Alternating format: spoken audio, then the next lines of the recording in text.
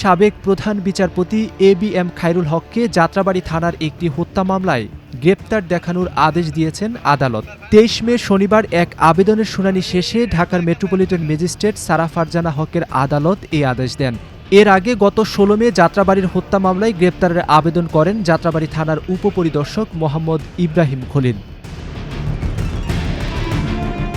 শনিবার বেলা ১১টা ১০ পুলিশের কঠোর নিরাপত্তা বেষ্টনীতে আদালতের হাজতখানা থেকে সাবেক প্রধান বিচারপতি এবিএম খায়রুল হককে হুইল চেয়ারে করে আদালতে হাজির করা হয়। বেলা ৩টা ৩ তদন্ত কর্মকর্তা ইব্রাহিম আদালতে গ্রেপ্তারের আবেদন জানান। উভয় পক্ষের শুনানি শেষে আদালত বেলা ৩টা ৩৩ গ্রেপ্তার আবেদন মঞ্জুর করে আদেশ দেন। শুনানি চলাকালীন সময়ে আধা ঘণ্টা পুরোটা সময় হুইল চেয়ারে বসে নিশ্চুপ ছিলেন খায়রুল হক। শুনানি শেষে কথা বলেন এবিএম খায়রুল হকের আইনজীবী মোনায়েম নবী শাহীন ও রাষ্ট্রপক্ষের আইনজীবী ওমর ফারুক ফারুকী। জাস্টিস এবিএম খায়রুল হক উনি ৭টি মামলায় জামিন লাভ করার পর ১৭/৫/২০২৬ তারিখে মহামান্য হাইকোর্ট একটা নির্দেশনা দেন যে ওনাকে নতুন কোনো মামলায় কোনো শোন অ্যারেস্ট দেখানো যাবে না, অ্যারেস্ট দেখানো যাবে না, এমনকি হ্যারাসমেন্টও করা যাবে না।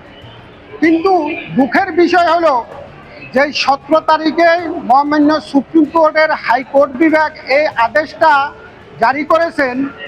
ঠিক ১৭ তারিখেই যাত্রাবাড়ী থানার আজকে যে মামলাতে শোন অ্যারেস্ট দেখানো হইয়াছে এই মামলাতে ওনার বিরুদ্ধে টিডব্লিউ ইস্যু করে, যেটা আসলে উচ্চ আদালতের অবমাননা শামিল বলে আমি মনে করি। এবিএম খায়রুল হক তাকে এই মামলায় গ্রেপ্তার দেখানোর জন্য গত ১৬/৫/২০২৬ তারিখে এক দরখাস্ত দাখিল করে। এই দাখিলের পরে প্রাথমিক আমরা শুনানি করি এবং তদন্তকারী কর্মকর্তা তার দরখাস্তটা দাখিল করেই তার কেন তাকে গ্রেপ্তার দেখানো হবে এই বিষয়ে ওই তারিখে উপস্থাপন করে। বিজ্ঞ আদালত সন্তুষ্ট হয়ে খায়রুল হককে আজকে তাকে আদালতে উপস্থাপন করার জন্য নির্দেশ প্রদান করে। আজকে তো আদালতের দরখাস্তের পরিপ্রেক্ষিতে আজকে তাকে আদালতে গ্রেপ্তার দেখানোর জন্য আজকে তাকে উপস্থাপন করা হয়। এর আগে গত বছরের ২৪ জুলাই সকালে ধানমন্ডির বাসা থেকে খায়রুল হককে গ্রেপ্তার করে ঢাকা মহানগর গোয়েন্দা পুলিশ।